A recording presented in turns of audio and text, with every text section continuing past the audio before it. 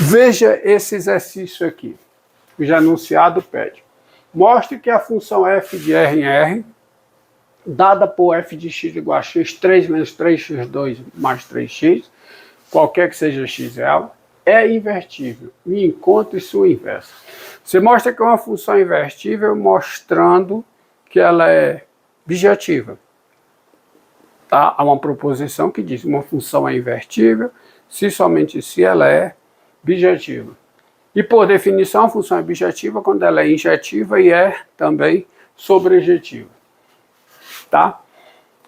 Só que nesse caso aqui, para mostrar a injetividade e a sobrejetividade, você consegue de forma relativamente simples, mudando a cara da expressão que define, que dá a lei de formação. Se não, veja, ó, dado x real, tá? Dado x real, quem é f de x? F de x é igual a x3 menos 3x2 mais 3x, certo? É x3 menos 3x2 mais 3x. Só que essa expressão aqui é quase um cubo perfeito. Não sei se vocês estão lembrados. Aqui, ó. Deixa eu aqui lembrar. Você tem a menos b ao cubo. Isso aqui é A3, tá? Menos 3A2B, mais 3AB2, menos B3, quaisquer que sejam A e B reais. Então, completando aqui, isso aqui eu posso escrever como sendo x3, tá? x3, tem essa igualdade, vou completar o cubo, onde uma base é x, a outra base é 1. Menos 3x2, mais 3x, menos 1, mais 1, que é igual a quê? Que é igual a x menos 1 ao cubo, mais 1. Essa igualdade vale para todo x real. E com essa aparência aqui fica fácil mostrar a injetividade. Lembrando que uma função é injetiva, uma função de variável real e de valor real, ela é injetiva quando isso é definição, tá? Quando vale a seguinte implicação: f de x igual a f de z, f de x igual a f de z implica x igual a z, quaisquer que sejam x e z reais. Em palavras, uma função é injetiva quando dois números reais, quando dois números reais com a mesma imagem, necessariamente eles são iguais. Ou seja, equivalentemente, quando dois números distintos no domínio possuem imagens distintas. Então, isso caracteriza, por definição, a injetividade. Bem, vamos lá. Olha o quantificador universal implicitamente colocado aqui. Dados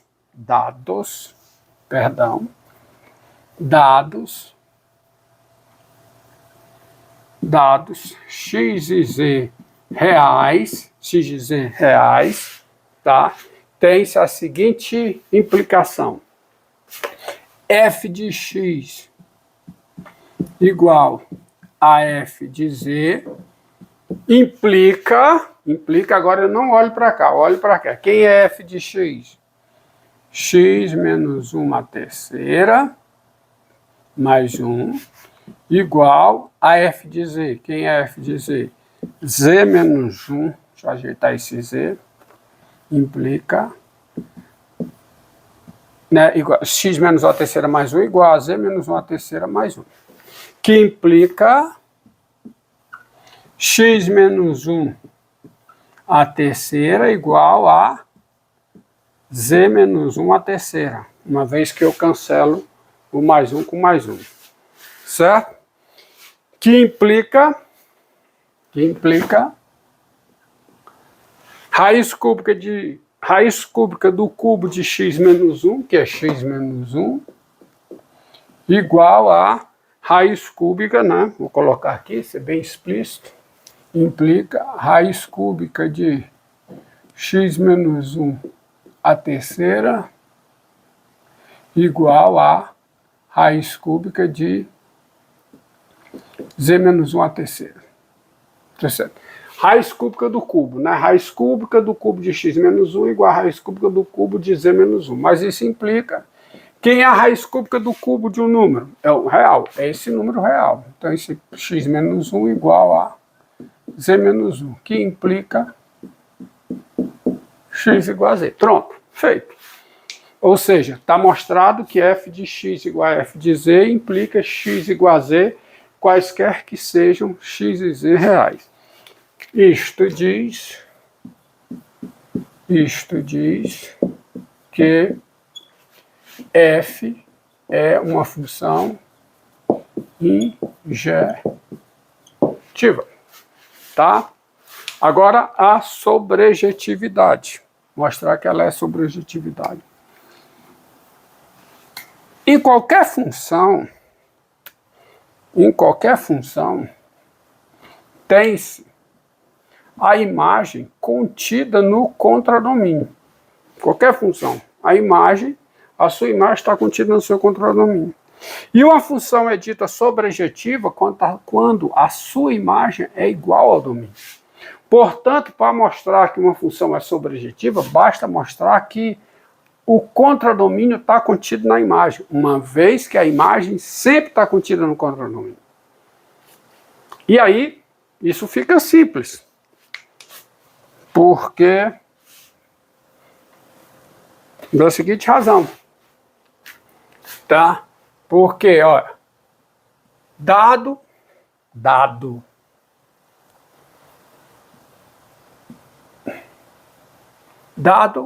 y real, dado y real, com, tá? Antes, é algo que eu quero mostrar antes, tá? É dados x real, x no domínio, e y real, y no contradomínio, você tem a seguinte equivalência. Y é igual a f de x, se e somente se, tá? Se e somente se, y é igual a quem? Olho de novo, olho para cá. Se e somente se, y é igual a x menos 1 a terceira mais 1. Mas isso é verdade se e somente se, x menos 1 a terceira é igual a y menos 1.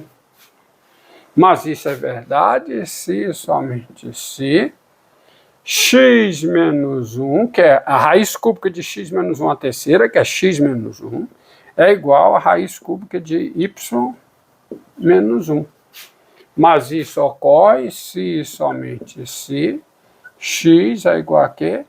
A raiz cúbica de y menos 1 mais 1. Então, observe. Se você pega x real e y é f de x, se somente se x é igual a raiz cúbica de y menos 1 somado com 1. Logo, você tem a seguinte conclusão.